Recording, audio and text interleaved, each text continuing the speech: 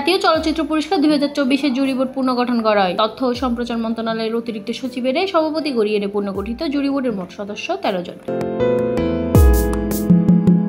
সেপ্টেম্বরের 15 তারিখ রবিবার সন্ধ্যায় তথ্য ও সম্প্রচার মন্ত্রণালয়ের এক প্রজ্ঞাপনের বিষয়ে জানানো হয়, যার সদস্য সচিব হিসেবে আসিল বাংলাদেশ চলচ্চিত্র সেন্সর বোর্ডের ভাইস চেয়ারম্যান, আরও আসিল বাংলাদেশ ফিল্ম আর্কাইভের মহাপরিচালক এবং তথ্য ও সম্প্রচার মন্ত্রণালয়ের চলচ্চিত্র অধিশাখার প্রধান।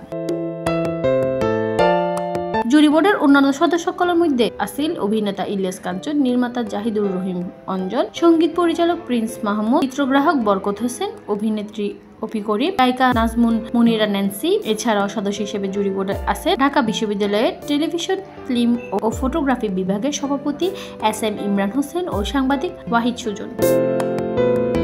তথ্য সম্প্রচার মন্ত্রণালয়ের প্রজ্ঞাপনে পুনর্গঠিত জুরি বোর্ডের কার্যপরিধি হওয়ায় জুরি বোর্ড 2023 সালে মুক্তিপ্রাপ্ত চলচ্চিত্র পর্যবেক্ষণ পূর্বক পুরস্কারের লাই চলচ্চিত্র শিল্পী ও কলাকুশলী সকলের নাম সুপারিশ করিব। মোট 28 শাখার জাতীয় চলচ্চিত্র পুরস্কার দেওয়া হবে বলে বিজ্ঞপ্তিতে উল্লেখ করা হয়।